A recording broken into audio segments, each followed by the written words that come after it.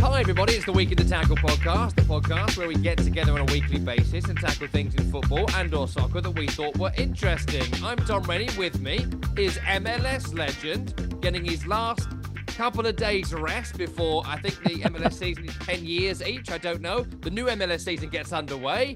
It's a man who's soon to be on a lot of planes. Good f***ing luck with that in America. Sorry, Tim. It's Brian Dunseth. Hey, buddy, you all right? Yeah, I'm doing well, Rennie. I'm doing well. It is dumping out here in Salt Lake City, so I'm still sweating. I just got off the driveway trying to make sure the cars were off the driveway because we're on a pretty steep angle. And if we don't get them off the driveway, well, the kids are walking home like it's 1972. So, we're trying to take care of them. These little softies out there, make sure that they get a little car ride home. But I got to tell you something. Hit me. I don't know how I feel about myself today. Oh. And I know that's not surprising for a lot of listeners out there in a podcast land or wherever we're visiting, YouTube or Spotify or Apple or wherever. You by the way, subscribe, give us a note, let's have a little conversation, a little banter. But I coached last night. I got the call on the way back from Las Vegas for my kids' tournament. I'm like, hey, can you jump in? Can you coach? And I was like, I guess so. I don't really like doing that, because I fucking hate parents. Sorry, Tim. Like all coaches do. And so, I did a session last night. I ran an hour and a half session last night. And for as much as I bitch and moan about not wanting to coach, I got to be honest with you, Rennie, like a bunch of 15 and 16-year-old boys, like my cup's full today. Like it was a good session. I had a little competition, little dribbling and sprinting competition. We did possession where you can either connect passes or you can knock a ball off a cone. And that was 5 points where possession was 2 points. We did a shooting and finishing drill. What else did we do? We did a penalty off foot, and everything was competition based. So yeah, overall, man, my cup was full last night. I was like, my son on the way home, he's like, Dad, why don't you coach? Like you had fun tonight. And I was like, because I fucking hate parents. Sorry, Tim. Yeah, it's fun for a day. Like, it's the kind of thing where, when you go and babysit someone else's kids and you're like, oh, it was lovely to see Jeremy and Tina for the day. You don't want them to fucking live with you. Sorry, Tim. And so, yeah, it's lovely. So, and did you get involved in the 15-year-old boys talking smack? Did you get involved in that a bit? No, I mean, Or just listen to them use slang you don't know. Yeah. Oh, skibbity. Yeah, that's so Sigma. And I'm like, I hate that so much. I go, you guys. Dumb. I go, yeah, but then all of a sudden, we watched Encino Man with Pauly Shore, and my boys look at me and they go, "Don't you ever make fun of our slang and the way that we talk." And you go, "What are you talking about?" And you're like, "Skipping the wheeze, bro." And I was just like, "Oh yeah, Pauly Shore." Yeah. Totally forgot about the mid-90s. I mean, that sucked, sure, and it also sucks now. It was great when millennials did it. We can all agree. When millennials did slang, that's when it was best. That's why we're the best generation. So it's a short podcast today because we couldn't get together early in the week because of scheduling conflicts. We're very busy people. And also, so as we record this, so my wife's out this evening. So it's just a quick hello to everyone today. We'll do a proper one next week. It's a quick hello today because my wife's out tonight with her sister going to see Craig David. You may not know Craig David. Speak of the 90s. Oh, yeah, mid-90s, like 97-ish. He was the man. Can you fill me in? 7 days. Took a pub a drink on Monday. We were making love on Tuesday. So that's where my wife is, currently necking sambucas with her sister, which means, if you're watching this on YouTube, I have two baby monitors. One is for my 2-year-old and one is for my 4-year-old. So there's every chance this podcast might get cut short. And it's also, I don't drink much at home, but it has already, I'm drinking these a lot at the moment. Lucky Satan, low alcohol lagers. Okay. So I'm already drinking. So you're going to match. By the time she gets home, you guys are going to be on even keel.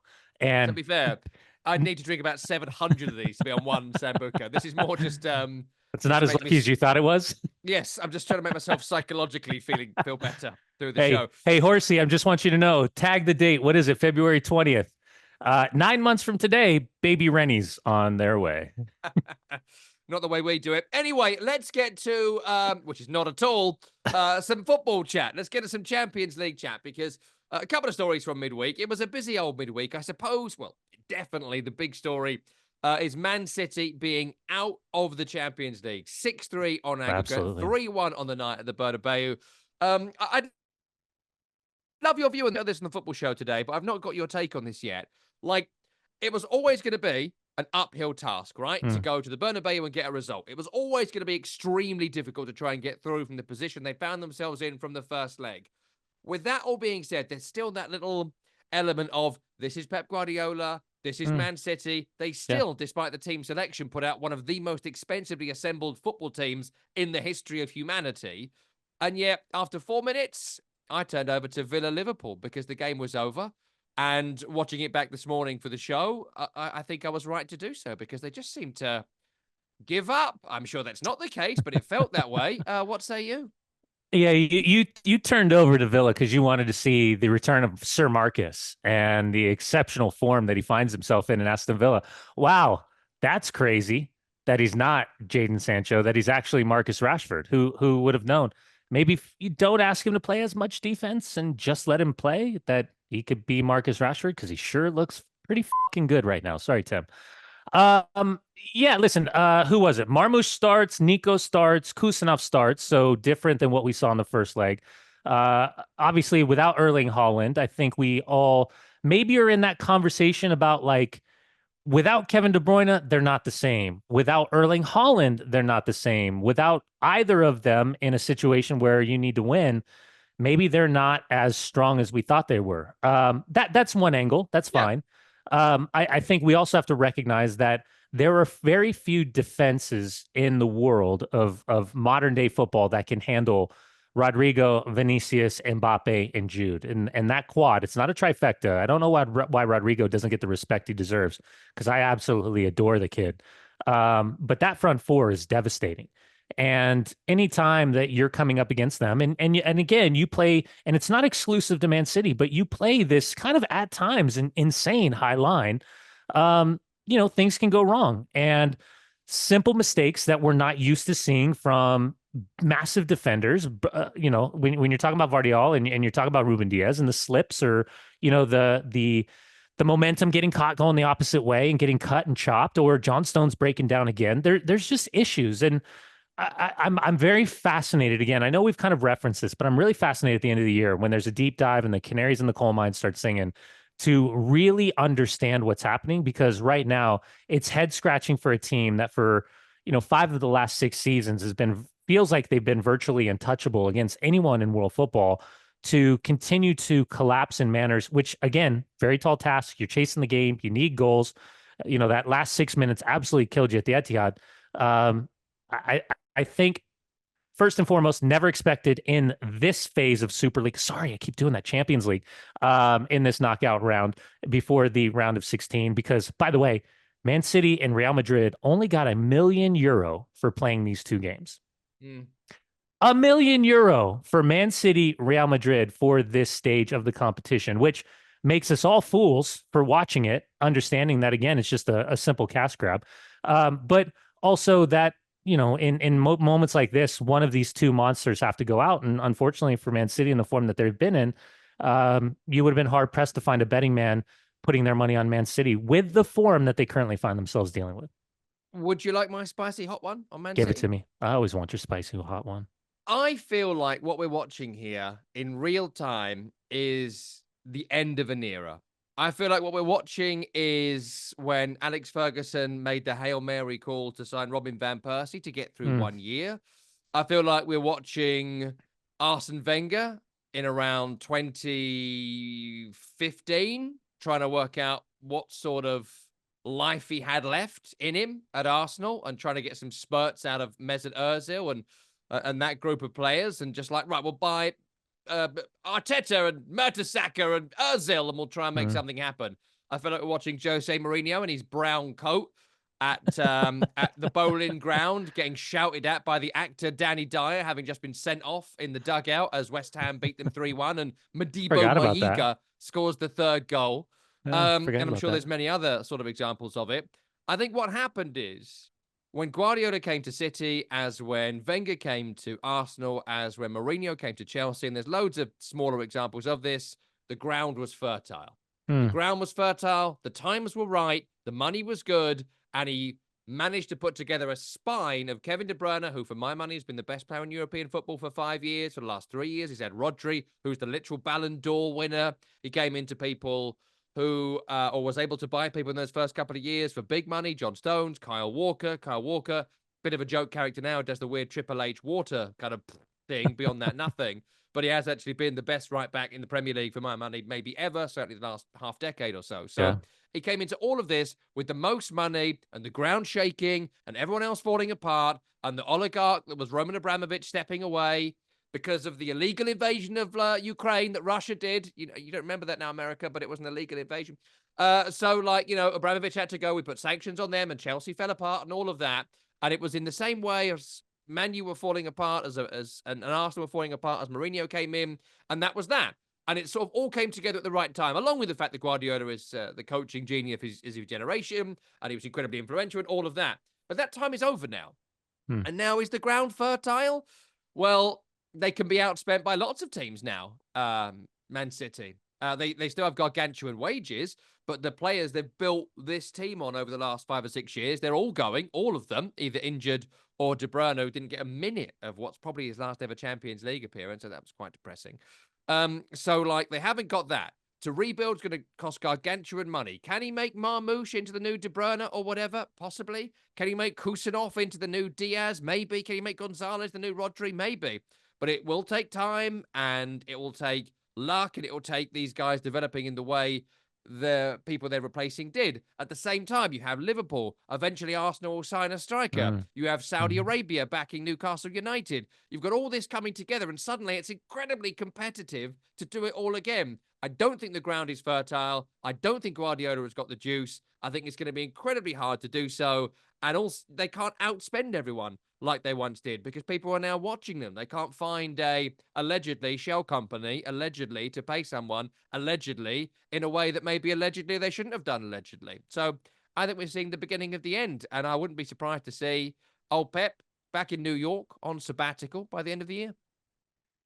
I mean, listen, at the end of the day, I think we can all see a world in which sooner rather than later, Pep Guardiola is not the manager of Man City. My hope is that for the good of English football, and maybe this is the romanticism in me, is that he continues, because I think everyone, we put all these incredibly talented either players or managers or teams on some type of pedestal, and inevitably we get sick of them and we knock them down and we kind of enjoy the fall and the rapidness in which it happens, and then all of a sudden, maybe a few apologies and a few ways to figure out what works, and they're right back in it. Listen, I get it. I'm a United fan, right? So there's really no love lost for me with the conversation about Man City. That being said, in terms of a football fan, what they've done for this kind of generation of new soccer fan has been incredible. And I tell the story all the time, just watching my kids, the way that they're consuming football isn't necessarily sitting down and watching a game.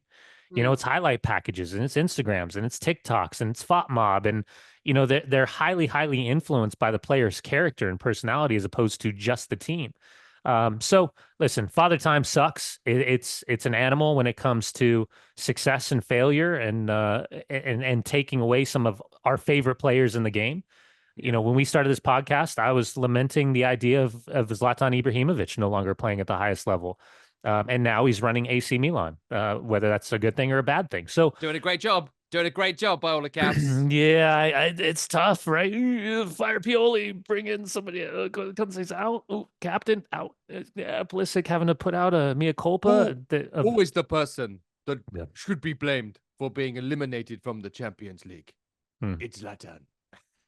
I mean, it's a good deflector, right? By the way, did you see Fabrizio Romano publishing Christian Pulisic's retort to the accusations that go on. He had? Well, I don't have it in front of me. I've actually blocked Romano. Oh, have you? I can't. I actually kind of want a little bit of mystery. There's too much of it. There's too much I hear good things about this potential breaking transfer. Yeah, I don't like it. Give me 2 secs as I kind of scroll. God, he's really active on social media. Yes, it's too much. It's too much for me. Here it is. I never had any fight or issue with Sergio Conceição, and I never asked to leave AC Milan. I'm so happy to be here, and I want to continue at Milan. Despite unacceptable fake news about me, we keep fighting together for AC Milan. Hey, there's a simple response right there. Just chop out those rumor mongers right out at the knees. Yeah, if we believe him, which I don't. But we'll see. We'll see how it goes. No, hater. Yeah, I don't really know. The other bit I wanted to ask you about from this, I referenced it there. Kevin De Bruyne, you know I love Kevin De Bruyne. To yours, Latam point as well. I was pretty gutted not to see him play any minutes. There's obviously been a decline. There's obviously been, I think, some sort of fallout between the two. Feels Whatever like it it. is, something has gone wrong in the relationship, and it's coming to an end. We may never see Kevin De Bruyne in the Champions League again. I think that's probably unlikely. Are we going to see him in America? Would you like to see that? Listen, two things. Number one, I wonder if the Rodri injury, the torn ACL, has to do with the lack of minutes for Kevin De Bruyne in an odd way, meaning that for Rodri being on the field, Kevin De Bruyne doesn't have maybe a role that he's asked to participate in when you're talking about Kovacic and whoever else is alongside of him in the midfield. That being said, yeah, man, I would love it. I mean, I could see it. NYCFC is building this incredible new stadium right next to where the Mets play. You've got San Diego FC, which has long been rumored. That's been a destination. You've heard Mo Salah's name. You've heard Sergio Ramos's name linked with an opportunity down there with everything that they're trying to build. The Right to Dream Academy is directly connected to everything that San Diego FC is doing down there. Chucky Lozano has been their first and huge designated player that they've signed. So, yeah, I mean, I listen, I would love him. It's the same thing I said years ago when talking about any of these players potentially coming to Major League Soccer. If they want the life experience for them and their family, I think it would be a great, and MLS doesn't have to be kind of the landing ground for all of the older players at the end of their career, because we're seeing record-breaking sales in Major League Soccer for players under the age of 25 right now, that have specifically come to MLS and developed over the previous 2 to 3 seasons, and then moving on for significant sums of money, some of which we've never seen in MLS before. So long answer, yes, I would love to see Kevin De Bruyne in the United States, and I think that he would be the Kevin De Bruyne that everyone was used to seeing week in, week out for Manchester City. Yeah. Only other bit in the Champions League I wanted to get your view on was a weird little lament I had today, and I wanted to see what you thought about it. One positive from the format, maybe the most positive thing from the format this year, is there's no drop down. The drop down from Champions League to Europa League and Europa to Conference. I've always hated it. I've always hated the Europa League winner or UEFA Cup winner or whatever, the second tier winner being a winner who began the competition in the previous or the bigger competition, whatever. If you're in it, that's the group of 30 teams who can win it, and we get a winner from that. I think that's better. But I did have a momentary lament about that, even though I still feel right about it. Watching Paris Saint-Germain 10, Brest 0. And also, to a degree as well, watching Celtic. Because, look, Celtic are going to win the top flight in Scotland forever ad nauseum. They don't want to fix it. They don't care about Scotland. They just want to be invited to a Super League to finish bottom of it, and God bless them for it, I guess. And play 7,000 old firms a year. They don't want Aberdeen or Hibs or Hearts to win anything, and they don't want to completely revolutionise their league to make it competitive and interesting, and that's fine. That's Celtic's business. But, like, they're never going to win the Champions League as long as we have holes in our asses. They're never, ever, ever going to win it, making every Champions League season totally futile. Maybe they all are, I don't know. But essentially, even requalifying it isn't a challenge for them. The adventure of having games is not really much for Celtic. So if this Celtic team, playing the way they did against Bayern, had dropped down to the Europa League, I'd have backed them to beat Spurs or Man United or Frankfurt, the favourites, going into this round of games. And probably the same with Brest as well. If Brest, who'd been amazing in the group stage, if they didn't have this humiliation against Paris Saint-Germain, 7-0, but it was long over and there were some late goals that made it a lot worse. Yeah. But in the group stage, they were very, very good and impressive at times. I'd probably have backed them to give Tottenham a bloody good game at least. So we found maybe a negative for these kind of teams that are going to finish 20th and below every year, that you're never, ever, ever going to win in Europe unless you have a crap league season and qualify for a competition you're more suited to. Well, yeah, and I think obviously the litmus test of success or failure, things we like or don't like, we're still trying to wrap our heads around it, right? Because again, I don't think anyone in their right mind would have ever suggested that Man City and Real Madrid would be in a knockout round even before the round of 16. But I guess the consequence, the jeopardy, I guess, either of those words would fit with the idea of not parachuting down to Europa League or not parachuting from Europa League down to Conference League, because then all of a sudden you go from favorites to not being favorites because of the strength of the team that's just come out for one reason or another. But I would agree with you 100%. Listen, I thought Celtic were phenomenal in the first 45 minutes. I thought they lost their legs in the second half, and that's understandable based on the strength of the substitution pattern that Vincent Company was able to turn to. Unlucky for Cameron Carter-Vickers. I don't think he ever saw Leon Goretzka with the late run, who had 4 or 5 great late runs in the game. Great reaction save from Kasper Schmeichel down to his left-hand side. And then as Cameron Carter-Vickers turns and tries to clear the ball, he unfortunately kind of just kicked it off Alphonso Davies, who was trying to just, I don't know, tackle, be as big, be rambunctious, and try to just get the ball over the line in the last second. But then, listen, even if he doesn't get the goal, I don't know how much faith I would have placed in Celtic to hold on in overtime, to play the extra 30 minutes, because they did look kind of dumbfounded towards the end, like they were holding on for dear life. But as much as I've teased Brendan Rodgers in the past, it's a fun, dynamic team. They're quick, they're exciting, they've got goals in them. I think when it's all said and done, it's the same storyline that we expect. Massive name, massive club, but unfortunately, the strength of the competition domestically doesn't match necessarily in the Champions League, the strength of the opportunity there. So disappointment, yeah, but not as disappointing as Brest capitulating. Barcola in that first 35 minutes, the first leg, that tie was done and dusted. Yeah. I mean, I've got no sympathy with kind of Brest or Liga. I'm not going to start watching it or anything, but I do think I probably, I'm on the same island as the Scottish Premier League. I'd probably watch it if it was more interesting. And my family have been Rangers for a long time, and so I was there. To go to Ibrox. Yeah.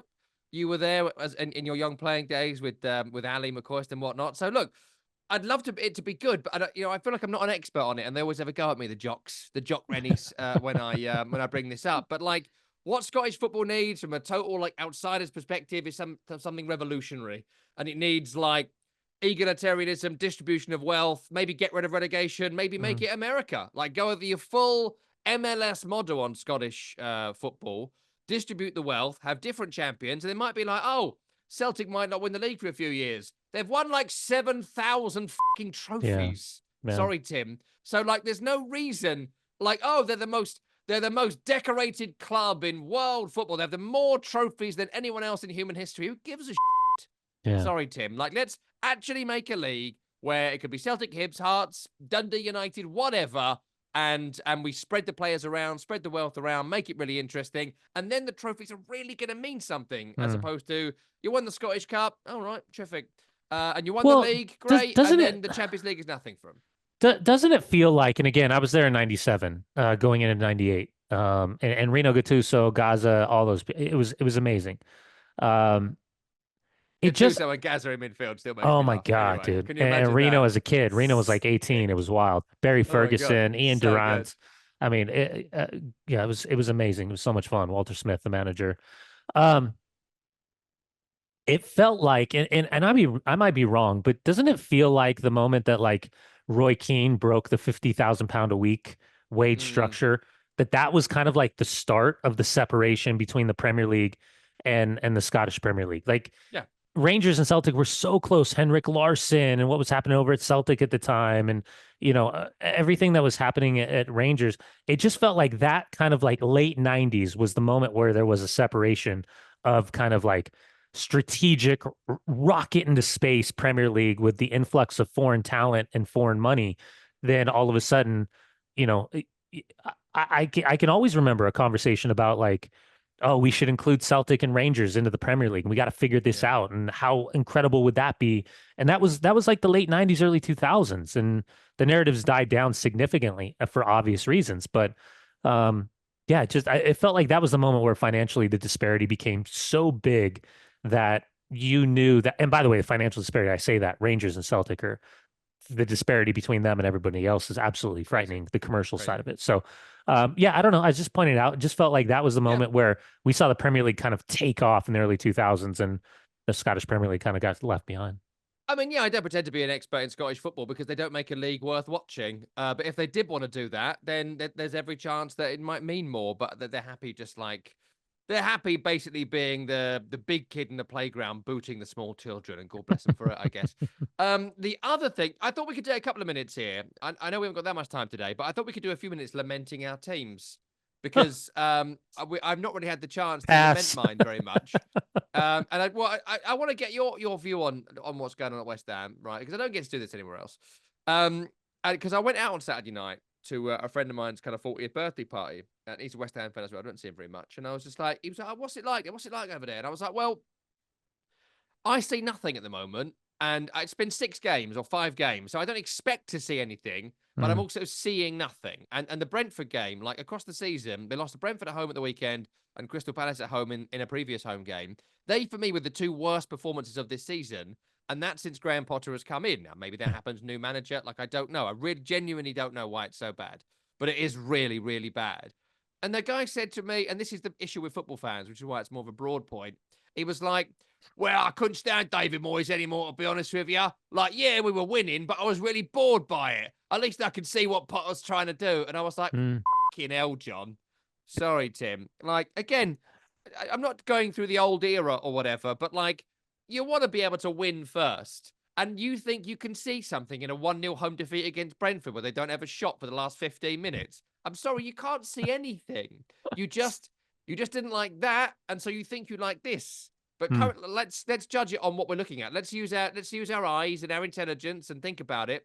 Like, why do you think it is so bad? Why do you think there has been not just a no manager bounce? They've somehow got worse. I don't understand what's going on. Hey, you're talking to a Man United fan. You're asking me how the new manager I thought I'd ask you. Yeah, I mean, geez. Where do I start about how many weekends have been ruined by watching Manchester United since, I don't know, December? Listen, I will. Yeah, I mean, I'll gently remind you. I remember us talking about Graham Potter.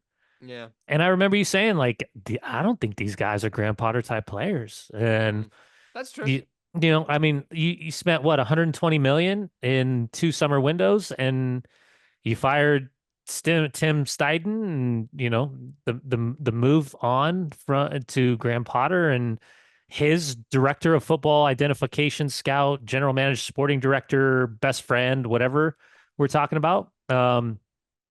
I thought a couple of the first games, they looked fun.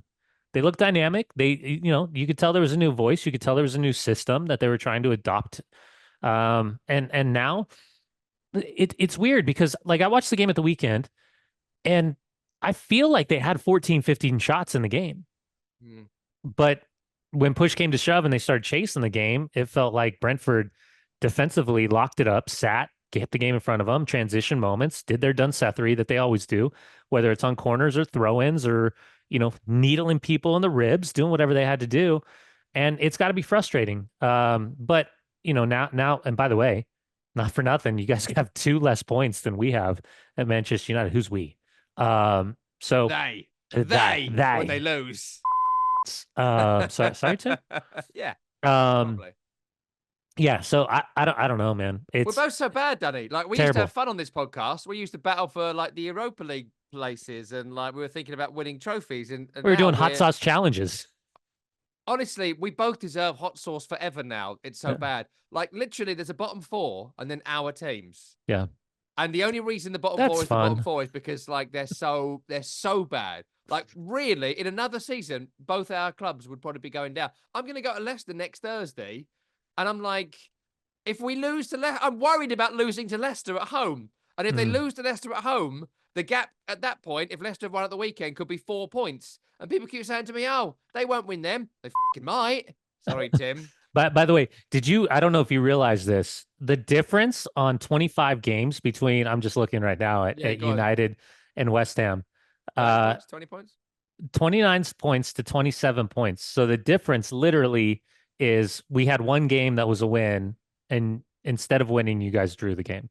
Yeah. We're both on 12 losses on the season. Only Tottenham, Wolves, Ipswich, barely, Leicester City and Southampton have more. Where you're at a negative 18 goal differential. I know. We're at a minus 7 goal differential. Jeez. So bad. Man, we're terrible.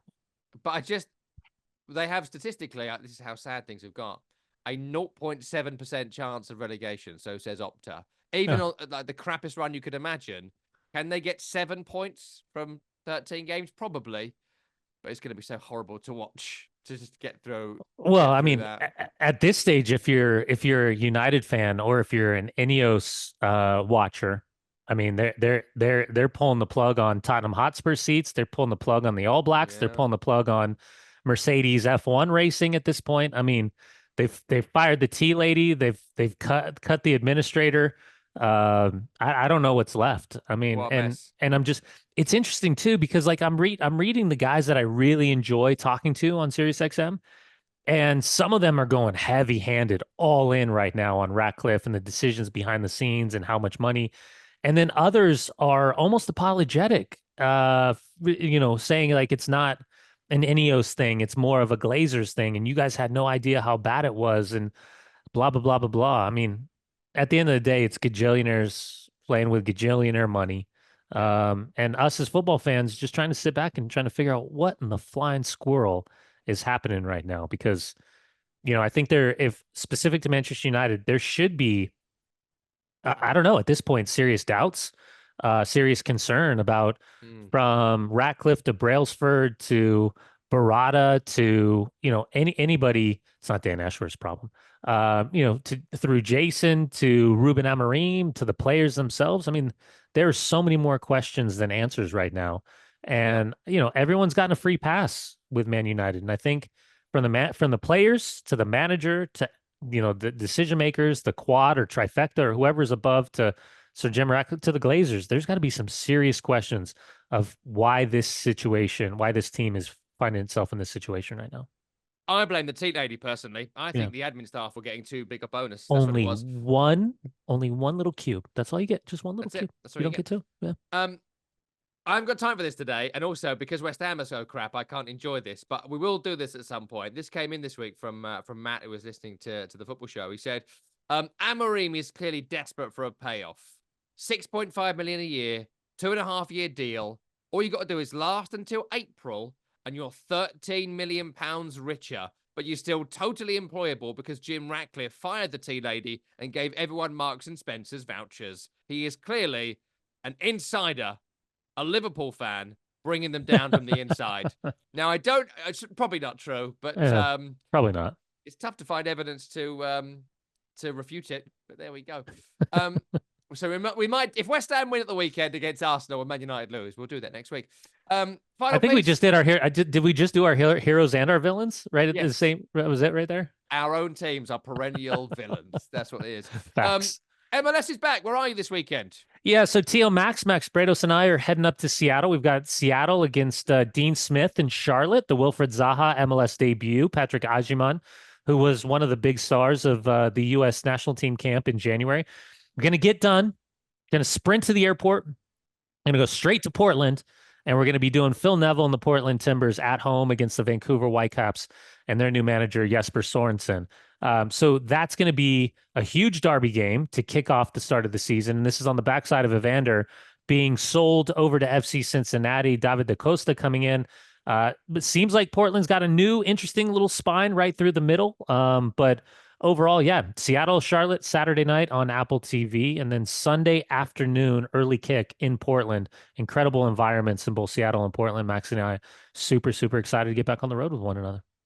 And we'll be talking MLS across the season here on the podcast. It gets underway at the weekend, finding out where in the world is Brian Dunseth, usually on a plane somewhere. I kind of want to do one of these shows with Wi-Fi on a plane at some point. I think that'd be quite fun. Probably pulse that off, yeah. Yeah, you're in business, right? It's fine. Sometimes. You want in business with a Sometimes, yeah. I'll be doing Everton Man United the weekend, so hopefully I'll be posting you around about 2:30 UK time before Arsenal shellac West Ham at 3 o'clock. By the way, really quick. Yes. I just want everyone to know when Rennie's on Talk Sport and he just starts hammering me, like throws in a nice little shot, whether it's about the Botox or the highlights back in the day with Sugar Ray, or just overall being a Manchester United fan, my phone blows up immediately. And literally, I know I already know what's happening. I know he said something because my phone's blowing up. I just don't know what exactly he's saying. But he's getting it into the point where like now people are like, how was the Botox day spa? And I was like, it was incredible. Thanks for asking. Your forehead is incredible. Like, lift your eyebrows. Look at the lines on my head compared to yours. There's no lines. Well, I think I have a filter on. That's why I look so incredibly young. There's quite literally no way that's natural. Don't lie to us, mate. There's no way. Right, that's Brian Dunseth and his amazing forehead. I've been Tom Rennie. If you enjoyed the program, give us a 5-star review. If you can write a review, do so, and we'll read out the best ones on the program. Tim Horsey produced the program, which is called Week in the Tackle. It's a podcast, and you can watch it on YouTube. And we'll get back together again, hopefully on Tuesday, but who knows, at some point next week. We'll see you then.